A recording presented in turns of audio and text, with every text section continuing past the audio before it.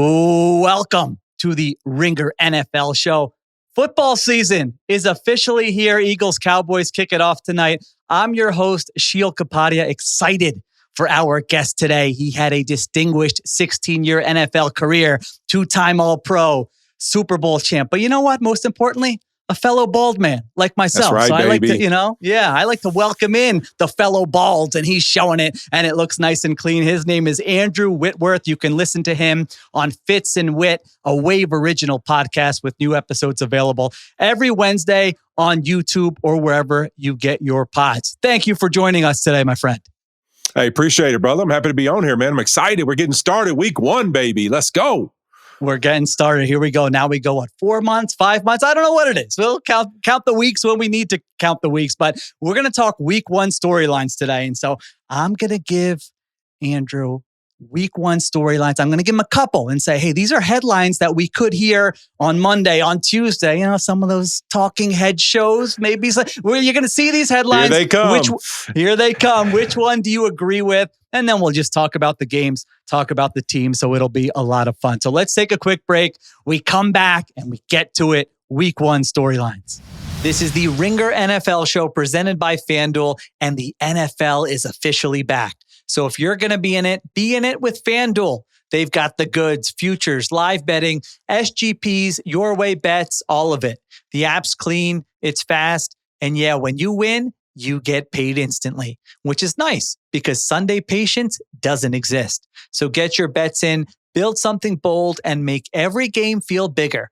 Download the FanDuel app or head to FanDuel.com/RingerNFL to get started. The Ringer is committed to responsible gaming. Please visit rg-help.com to learn more about the resources and helplines available, and listen to the end of the episode for additional details. Must be 21 plus and present in select states, or 18 plus and present in DC, Kentucky, or Wyoming. Gambling problem? Call 1-800-GAMBLER or visit rg-help.com. Call 1-888-789-7777 or visit ccpg.org/chat in Connecticut. Paid endorsement.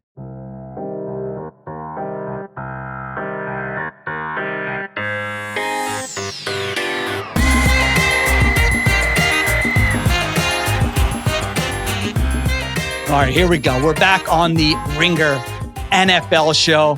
Here's the first one for you, okay? Lions go to Lambeau Field, in my opinion, one of the juiciest matchups in week 1. Now, which headline is more likely here? Micah Parsons makes instant impact in Packers' dominating win, or Lions prove they're still the team to beat in the NFC North, Andrew. So when you look at those two, Parsons' instant impact, it's a tough game. I mean, this one could go in a number of directions. I'm curious to hear what you think about this game. But which of those headlines sounds like, hey, that one maybe feels just a little bit more likely next week? Well, I think really for me, I think the energy of Micah Parsons being in Green Bay, that is obviously something that's going to carry a lot of momentum. You're going to be in Lambeau. The energy will be at an all-time high. You know that place will be loud and all those things. But we all know this. Any of us that have played 8 to 10 snaps into that game, none of that's going to matter anymore. It's going to come down to executing football. And I think sometimes we take teams at the end of the season, and that's the picture we have of them. And I think we forget when this Lions defense was healthy, when this Lions team had all their guys, just how dominant they were last year. Yeah, they lost some coordinators, but they still got the man, Dan Campbell, leading the way. They still got a lot of really freaking good football players. And so I look for them really to kind of be the right mix of a team that if you think of how they're built, they can run it with multiple people. They can play action you. They can play defense. They got Aiden Hutchinson who can change the game themselves. Like, I think they can withstand the storm a little bit of there's going to be some big energy to start this game. And then it's going to come down to who out executes who. And we can't forget Micah Parsons coming in, but Kenny Clark went out. Is Green Bay's run defense going to be good enough to stop the Detroit Lions? And also, you know, when you think about this game, the Green Bay Packers have really struggled in their division. They haven't been able to prove it. So this is a game for them. As we always say in the locker room, there's this little inkling of doubt, right? We didn't play well last year. We got dominated in our division. Can the Lions create some doubt to the Packers' mindset? So I think for right now, do I think this Green Bay team will reach where they're supposed to go? Sure. But I think Micah Parsons hasn't practiced much. He's still going to have an effect, but there's going to be a little bit of running out of gas at some point in this game. And I think the same thing's going to happen to this team. There'll be some big energy to start it, But I think the Lions are built to withstand it. I think they win this game. I'm with you. I like the Packers a lot this year, but I was thinking about that Lions team, and they're looking over at Green Bay, and now Green Bay is a very buzzy Super Bowl team. And I even think back to 2 years. Remember when Dan Campbell, they lose that crushing game in the NFC Championship, and he comes out and says, we might not ever get back here. The next year, they go 15-2. So I think there's like an infrastructure there in Detroit that probably gets underrated. I mean, they're 27-7 the last 2 years, best record in the NFL. I did want to ask you, though, that Lions offense specifically, we're going to find out some things, I think, right away, because they lose Ben Johnson. They have some changes on the offensive line. Kevin Zeitler leaves. Frank Ragnow retires. You sound like you're relatively confident that they can keep the train moving here, or are you more, hey, let's see how this looks with those moving parts? I think there's definitely some questions. I do think them being healthier on defense, that as a total team, we're going to see a better version of them even than we saw at the end of the season last year. But I do think there's going to be some growing pains. I think there's this clip on the Quarterback Netflix show that I go back to every time somebody asks that question about this game. And if you remember, Goff's talking about the game where they're really struggling and he's had a bad day. He's throwing picks and he's sitting there in the huddle and he's like, man, I hope Ben Johnson calls this play. And he does call it. And he's like, man, we were thinking alike.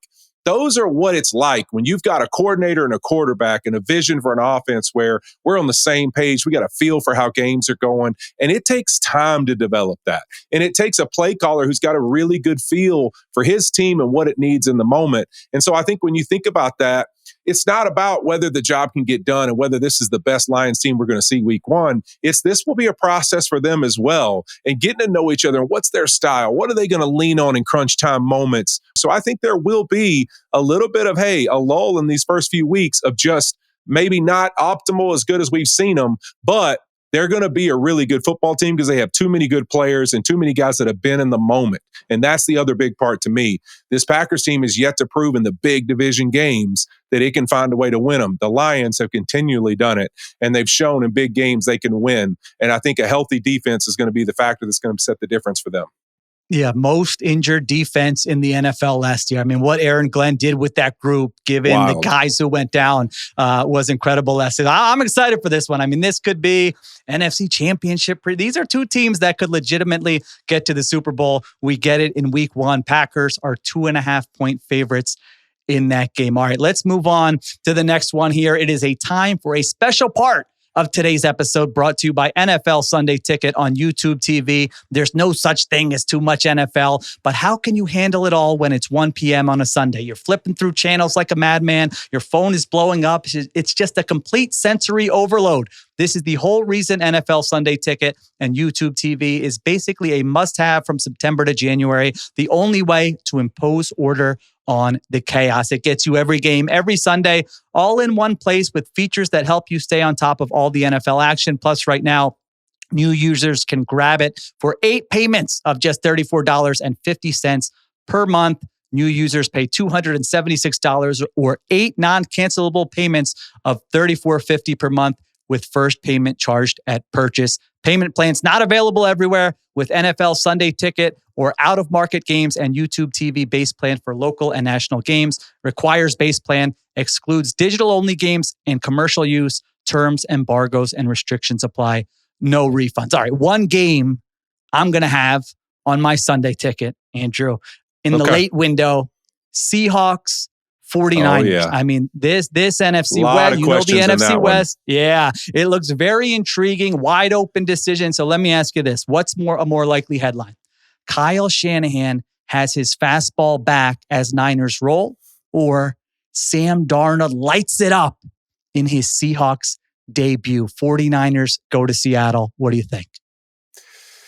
Man, you know what? As a Ram, I am really torn about this game. I'm stressing out because I don't know who I want to see come out and be the best in this game because obviously we've seen when the Niners are healthy, when they're rolling, And Shanahan's got his fastball. They've proven what they'll do. They'll end up in Super Bowls, right? And that's how good of a football team they are. With the Seahawks, there's just so many questions. Like, what does it look like now, Cooper Kupp being a Seahawk, and how is he involved in that offense? How does that work with Jackson Smith and Jigba, and really Sam Darnold and his blend of where the targets are going, and really how this offense is going to come alive? Because we saw last year with Kubiak, it was really run-oriented at first, and it was a lot of play actions, that kind of game. And is that the style that really Cooper and Jackson are built for? And so it's really going to be interesting to see what is this Seattle offense, because defensively, I think we all think this should be a really good defense.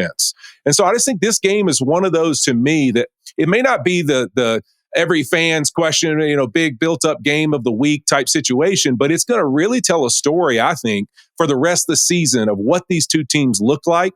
And is Sam Darnold for real after having an awesome year in Minnesota? And then San Francisco, are they back? And is this the Niners that we've had to deal with? Yeah. I think for me, the likely answer is, I think in a week one game, I go to the play callers. And I think that when you have a chance to have Robert Saleh in the house and you got a chance to have Kyle Shanahan in the house and they're back together, they know how it was made. They made the magic potion before of what got them to play championship style football. So I just think the Seahawks, it's a tough week one matchup for them, because I think there's going to be a storm coming from the Niners. My question for the Niners is just, who's the playmaker outside of Christian McCaffrey at the wide receiver spot, who's really who they're going to be able to lean on? Yeah, it sounds like Kyle Shanahan told reporters Jawan Jennings expected to play. So you see how he looks there coming off the injury, Ricky Pearsall. But I'm with you. Yeah, I am bullish I was bullish, on the 49ers in July, Andrew. And then every time I looked up, another guy was going down in training camp. I thought I might need to change this take by the time But I kind of don't want around. Seattle to start building momentum. That's my problem. I think that this defense could be a big story for them. And if Sam Darnold's for real, I think they could be trouble. We all know Seattle's a tough place to go win. And if they're playing great on defense, it is loud. It is a tough environment to go and win in.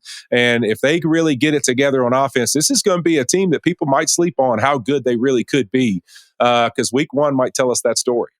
You're the perfect person to ask this question, because I worked in Seattle for 2 years, and in my preseason projections, I had their defense, I think, can be the best in the NFL. I'm with you. That could be a story of the season. Their offense, I am not as bullish on. And so some of my old friends in Seattle, they're telling me Clint Kubiak can mask some of the deficiencies on the offensive line with the under center, the play action, the boots. This is going to be easier than it's been previously. Like, how much can his scheme maybe, because that offensive line has been an issue for them for a decade, maybe we're talking about it every year. Is that something that you say, no, he actually can go in there and make that offensive line maybe look a lot better than it looks like on paper, or is that a little bit overblown? I think he can. I think he can go in there for sure. You look at what the Saints were last year. I mean, shoot, I'll never forget Tony Gonzalez on our show picked the Saints to go to the Super Bowl after the first couple of weeks in our pick'em deal, because it was like, that's how good they looked on offense, right? And we thought, man, this team looked unbelievable. But the reality of it is, to me, and this is where I come back to, is what you know about your opponent, right? And you always say, hey, man, you need to know your opponent better than know yourself. I look at Robert Saleh, and I look, what did he used to have to face all the time when he was with the Niners? Sean McVay and an offense that loved to play action when we first had Goff in 17 and 18. That's what we did, the boots, the actions. And what did he do? He came up with adjustments, because Kyle Shanahan's wired the same way. They're sickos. And they sit around and they think, how could you stop me? How could I stop you? All those good things. And he came up with an adjustment with his ends to really take away the boot game against us and force us to have to run the football and play drop back pass. I think the Niners are going to take an approach where they're going to say, hey, we're going to force these guys to stay out of the boot game. And if they're going to beat us, they're going to sit in the pocket and throw the football. And we're going to keep him in that pocket and not let him get out. I think that will be their plan going into the game. And I think that's why it's going to be tough, because you're going to put Sam Darnold, Cooper Kupp, and Jackson Smith and Jigba in this situation where we got to be on to start. The first week one of the season, live bullets, here we go. We've got to be firing on all cylinders, and they've got to run the football well. Robert Saleh has great adjustments to that. Look for them to stunt, one gap slants, all those good things to try and take away some of that zone game. It's a lot of the same things that drove me freaking crazy when I was a Ram and we go play the San Francisco 49ers, because Shanahan's over there telling Saleh, this is what would kill these plays if you did this. Those two together, it's going to be a problem. I love that. Yeah, Salah's got like a PhD in this type of scheme that the Seahawks are trying to incorporate this year with Clint Kubiak. That's a fun matchup. Salah versus the new look Seahawks. And then the other side of the ball, I mean, McDonald versus Shanahan, two of the best in the NFL. They had some back and forths last year. What does it look like this year? So that's going to be a lot of fun as well. All right, with NFL Sunday Ticket on YouTube TV, 1 p.m. is actually the best part of your Sunday. You're in the driver's seat of your viewing experience. You have your pick from every game, every Sunday, all in one place, and you're controlling the chaos like a champ. New users grab it for 8 payments at just $34.50 per month. Go to youtube.com, Ringer NFL to sign up now. New users pay $276 or 8 non-cancelable payments of $34.50 per month with first payment charged at purchase. Payment plans not available everywhere with NFL Sunday Ticket for out-of-market games and YouTube TV base plan for local and national games. Requires base plan, excludes digital-only games and commercial use. Terms, embargoes, and restrictions apply. No refunds. All right, let's take a break. I got 2 more for you. Andrew, we'll get to 2 more of these games in week 1. The Ringer NFL show is brought to you by FanDuel. Football fans, the wait is over. The NFL is back, and the best place to kick off the season is on FanDuel. Because every game day during week 1, FanDuel is giving all customers a no-sweat NFL bet. From the money line to player props to same-game parlays, your no-sweat bet can be used on any NFL wager type. And if it doesn't win, you'll get bonus bets back. I'm looking at the Browns plus 5.5 at home against the Bengals. I know the Browns aren't going to be great, but I think their defense can be a little feisty. The Bengals offensive line, the Bengals defense, I'm not sure about those. So that's one I've got. You can go with that. You can go with whatever you want. But remember, this season, make FanDuel your go-to app for any snap. Just visit FanDuel.com/RingerNFL to kick off the NFL season with a no-sweat bet every game day during week 1. Play your game with FanDuel, an official sports betting partner of the NFL. Must be 21 plus and present in select states or 18 plus and present in DC, Kentucky, or Wyoming. Opt-in required. Refund issued as a non-withdrawable bonus bets that expire 7 days after receipt. Max refund $5 unless otherwise specified. Restrictions apply, including token expiration. See terms at sportsbook.fanduel.com.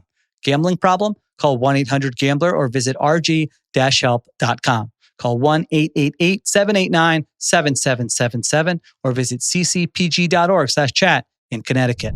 All right, we are back on the Ringer NFL show Sunday night. I mean, if you're not juiced for this game, I don't know why you watch football, honestly, but we got one of the matchups of the year. 2 teams that can legitimately win the Super Bowl. Which storyline is more likely? Bills secondary gets exposed in week 1 loss, or self-inflicted mistakes doom Ravens in loss at Buffalo? And let me explain to you where I'm coming from here. So again, 2 Super Bowl contenders. The Bills have a glaring weakness on paper. That's cornerback. Christian Benford limited in practice. Tre'Davious White did not practice Wednesday. First-round pick Maxwell Hairston on injured reserve. So this feels like something we might be talking about for a while this season. So I you can pick their kryptonite if you think they're not going to get to the Super Bowl. For the Ravens, I had trouble picking that kryptonite. Like, what is the weakness on the roster? But there does seem to be this thing in big games where they're not at their best, maybe in big spots. And John Harbaugh is up there saying, well, we made mistakes here. And Lamar saying, I can't believe we did that. So I don't know if you agree or disagree with that, but that's where I'm coming from with the headlines. What do you think? Listen, I go back to, we're talking about our Fitz Whit podcast. Fitz told this story last year. He goes to the playoffs. He gets to do, the intro of the Bills game. He rips his shirt off. He gets get the whole place going crazy. The Ravens take the opening drive down the field, just easily get 7 points to start the game off. He's like, I'll never take my shirt off again. And that's literally like where you're at, right? And I think when I think about this game, the reason I say that is, the Ravens, when they have energy, they believe in themselves, and they've got the talent they have, they are a really tough beat. And that's why when you get into the playoffs and it's like, man, the year's gone on and now it's about just this 3-hour window that you try to find a way to have an answer for Lamar and Derrick Henry, and you win your ops on offense, you can win the game. But when you look in the regular season and it's like, we've put game plans together and here we come out and you don't know what we're going to run, it is going to be a freight train of Derrick Henry, Lamar Jackson, this offense taking chances over the top with this receivers, and then this defense, how they've upgraded it. I just think, to me, the Ravens are the kind of team you don't want to have early in the season, because when they're rolling and they're healthy, it is an extremely big ask to stop them offensively. And the Bills being beat up, this is going to be a challenge. So I don't think this is a game that, to me, tells the story of the whole season, although I'm a component that I'm one of those people. I believe week one matters a ton. Okay. But I'm not one of those that thinks this is the end of the Bills season, but lose this game, or this is where they stand. I think this is one of those games that, to me, a beat-up Bills secondary, some things that you go, all right, I could see where maybe they take advantage of in this game. And then I also look at Josh Allen and this Bills offense, to me, a little similar to Burrow and the Bengals offense, that early in the year, when there's so much on Josh Allen's plate to make this whole thing go, and there's so much on Burrow's plate to make their thing go, that if they're just not all the way on, it's a little slow, and you're facing the wrong kind of team to come out and be in any way slow on offense. I'm curious. You said that you believe week one, really does, because you know what's going to happen next week. After, either there will be like overreactions, or there will be, like everyone settle down. They're going to be fine. Is that from your playing days? You feel like you could maybe notice some things or tell some things, or what? Why do you think week one maybe matters more than other people might think? Because we're in that locker room. It's 1 of 17, I guess. You lose week one, you're in that locker room saying, it's okay, guys, it was just week one. We got another one. But here's the reality, all right? We say it's one game, but history tells us otherwise. You win week one, you got a better than 50-50 shot of making the playoffs. That's what history says. You start 0-1, it's less than 25%, right? You start 0-2, you're basically cooked. So the numbers in NFL history say that that's just the reality of what your season goes like. We can say it doesn't matter, but even last year, of all the playoff teams, right? 4 out of the 5 teams that did lose in week one lost to a playoff team. So to me, does week one matter? Heck yeah, it does. Your loss better come to one of the teams that you think is the best in the NFL that season, because if it doesn't, it probably tells the reality of what your season's going to be like, that you may end up coming up short, because week one does matter. Now, having said that, my LSU Tigers got a victory this past week over the Clemson Tigers, right? Now, listen, here's this. I thought Brian Kelly's comments were hilarious, right? He says, basically, listen, our fan base is supposed to be eroding. We're not able to stop the run. We can't run the football. The head coach is supposed to be on the hot seat. And now all you same talking heads that said that on Wednesday last week think we're one of the top teams in the country. That is the beauty of football, baby. We may be off their trail after week one and think, hey, man, this team's done and cooked. The Buffalo Bills are bad. The Ravens beat the snot out of them. And then week two, they have a big win and everybody's going to be back on the train. And here we go. That's what we do, baby. We ride the waves. Week to week, if you don't ride the waves, baby. If you don't want to ride the wave, and I like watching baseball, but I don't treat baseball like an NFL season. Yeah, you can't do it that way. It is a. You know why I liked week one, Andrew, is because when I was a beat reporter, the coaches, who were lying to me in July and August and saying we believe in this guy or this, and then I sit there and it's the first snap, and I wait a minute. That corner, where is he? Wait, he's inactive 90 minutes before. Wait, they just said last week. So I always say week one, they have to tell you the truth, because their only motivation is put the guys out there who they think can win them the football game, whether it's snap counts or inactives. So that's why I like week one. And then it's week two, they struggle again and they go, oh, we benched him. Wait, I thought you were committed and this is the guy for the future. You can't ask that question though.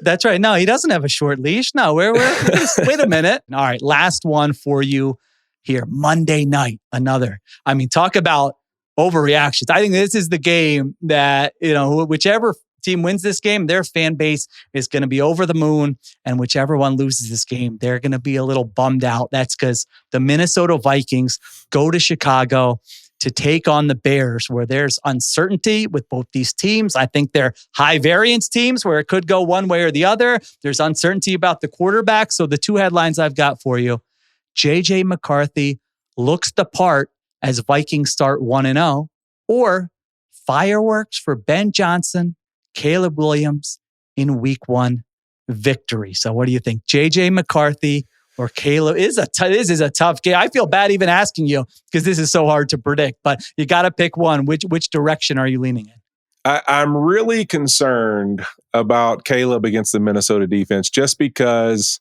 I just believe that, I remember too hearing Jared talk about even just when you face them, just all the things you get and the ways they attack you and put you under pressure. It's a lot in a week one game to go against that defense and have a lot of answers. But having said that, I think the reason I feel the way I do, I don't know if fireworks and sparks is going to be the way this game will be won. Okay. But I will say this.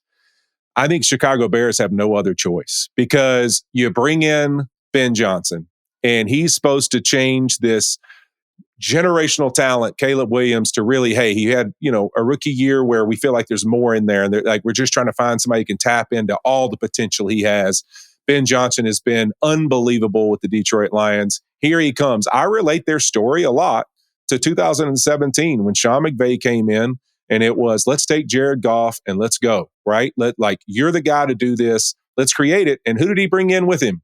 Wade Phillips, a veteran defensive coordinator who'd had a lot of success in the NFL. Who's Ben Johnson got? Dennis Allen, a guy who's had a lot of success in the NFL as a veteran coordinator. He's been really good everywhere he's been. And so to me, when I start to look at that matchup, I go, man, this is an opportunity here. Can you bring some stability to this organization? Can you improve this quarterback? You're at home, Monday night, we're all together. This is our moment. The difference is, in 2017, the Rams had been so bad that we started off our game at home against the Colts and there was maybe 5,000 people there. But in the Coliseum. So there wasn't a whole lot of energy. But this is a big moment, a big game. I'm still going to lean to, I think the Bears have to do this. And I hate to say that because Kevin O'Connell is my guy. I love him to death. But I think the Bears have to get this win because it means so much to everything they've committed to what this organization is supposed to be for the next few years. Yeah, I was looking at those matchups. You mentioned Caleb Williams going against Brian Flores.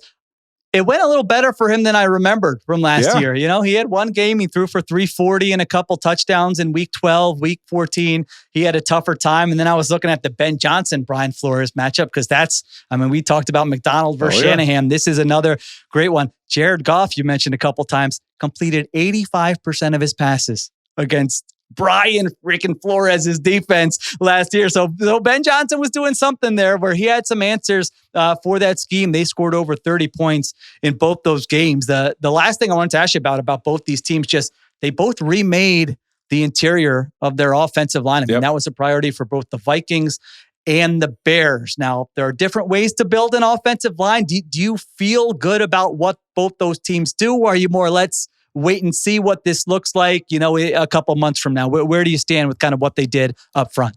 I had a chance to talk to Ben Johnson at the owners' meetings, and that was one of the things, when after speaking with him, that we sat down and just kind of hung out for a little while, and I thought really impressed me the most is that I said, you know what, I was really interested. Here's this coordinator who's believed to be this amazing play caller. And obviously you see all the talent the Lions had and you go, man, who couldn't call plays with all those guys? But there's a way to marry that all together and to make it all look the same, but it's totally different. He's attacking you all these ways. There's a genius in it. And he was so good at it. And to me, it comes down to that golf thing I brought up earlier. It's a feel thing. He can feel the way the game's going, what the next call is. It's not just about schemes, it's about feel. And so I think he has it. For his first move to be, let's go do something aggressive and let's fix this offensive line. Let's fix the interior of this offensive line. To me, he gets it because I'll never forget my first meeting with Sean McVay. People say all these things about schemes and all this with Sean McVay. Very first time I sat down with Sean McVay and he's telling me his plan and his vision is that, hey, Whit, it starts with two things to me. Number one is obviously the quarterback. When I make a play call, what puts him in the best position to be successful? The number two thing is got nothing to do with anybody else other than the offensive line. And sometimes that becomes one if I can't do what the quarterback's comfortable with because of the group I have. So when I'm a play caller, that is how I'm thinking about the game. So if I'm going to ask Caleb Williams, which I've heard every pundit say, I want you to hit your back foot and get the ball out on time. I want you to play within the timing and rhythm of snaps. I want everything to be on time. We're going to completely change your game. You can't do that if you've got interior pressure and you're feeling steps in your feet and you're thinking, I got to get hurried up. I got to get this ball out faster. I got to get out of this pocket and run. You can't do that. You can't ask him to do that and not give him that security. So I thought it was incredibly smart and aggressive by Ben Johnson to say, we are going to make sure that this pocket gets better for our quarterback before I ever ask him how we're going to advance you as a quarterback. And before we ever work on any of those things, I'm going to give you the space to do it in. So to me, I was really excited to see that. And I think that will be the difference maker. I think Ben Johnson's not only a good play caller, he has a vision for how he thinks this thing should all go. So I'm really excited to see his impact, not just on Caleb, but on this team as a whole, because there was lots of things that needed to get fixed outside of just Caleb. And I think Ben Johnson's going to do it. I love that. The old lineman not blaming the quarterback for all the sacks, saying, listen, sometimes you hit your back foot and you have pressure, and what are you going to do? So I love that. Yeah, you look at that. That's right. Last now, year. listen, I was a tackle. You got to remember, I'm screaming at him to step up. So I was just as mad at the guard and center who got beat, right? So you ask Andy Dalton, Jared Goff. I played with some young quarterbacks, right? And a new coordinator. Think about it. Andy Dalton, Jay Gruden, Jared Goff, Sean McVay, new systems, trying to learn their way. If you think I wasn't dog cussing them in every huddle, get your foot to 8.5. Get up. Stop being so deep in the pocket, damn it. Hey, listen, I was on them every time. But you know what? That's the kind of things they have to learn is what their line feels, what they see, the coordinator, giving that confidence to your line of where you are going to set up in the pocket. That's all things you learn about each other. But it all starts with the interior. If you got interior pressure, it's over. That's why your Aaron Donalds, your J.J. Watts, your guys like that can create that. They're so rare and they're so effective to a defense because if you can affect where the quarterback can step up to, you can ruin an offense fast. Both those interior offensive lines will get tested right away here in week 1. All right. This was a lot of fun. First time guest on the Ringer NFL show, Andrew Whitworth. Hopefully we can have you back. You can listen to him on Fitz and Whit, a Wave original podcast. They had Josh Allen on last week. Come on, baby. You got to check that out. A Wave original podcast with new episodes available every Wednesday on YouTube or wherever you get your podcast. Andrew, thanks a lot for joining me, man. This was a lot of fun. I appreciate you, man. It was an honor. All right, the Hurry Up is our closing segment where I give you a take on news in the NFL. And man, if you are a Jets fan, you got to feel like you just can't catch a break. The team, according to ESPN, fears that starting right guard Elijah Vera Tucker suffered a season-ending torn triceps injury at practice on Tuesday. Now, come on, I know nobody is expecting the Jets to be a real contender this season, but we've talked about their formula, potentially fun run game, with a potentially strong offensive line and a good defense. And now they just lost their best offensive lineman, again, according to the ESPN report. I mean, Vera Tucker, easily one of their best offensive players. So this is such a tough blow, especially this close to the season. And here's the problem with the Jets. It's not like they're one of these teams that's going to be able to win in different ways. They have a very specific formula, and that formula is based on the run game and the offensive line being good. If they have to pivot off of that, it could look a little bit ugly. So they get a big test right away against maybe the best defensive front in the NFL in the Pittsburgh Steelers, going to MetLife. Aaron Rodgers going to MetLife on Sunday. So adversity right away for Aaron Glenn. And I'm curious to see how the team will respond and what this offense looks like with Justin Fields on Sunday afternoon.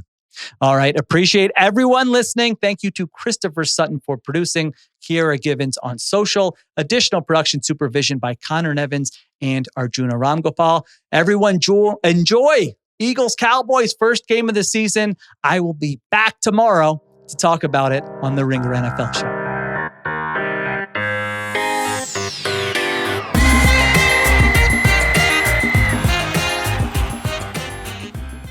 Must be 21 plus and present in select states. For Kansas, in affiliation with Kansas Star Casino, or 18 plus and present in DC, Kentucky, or Wyoming.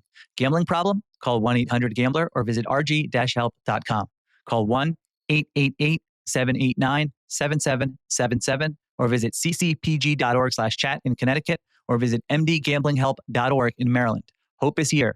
Visit gamblinghelplinema.org or call 800-327-5050 for 24/7 support in Massachusetts or call 1-877-8-HOPE-NY or text HOPE-NY in New York.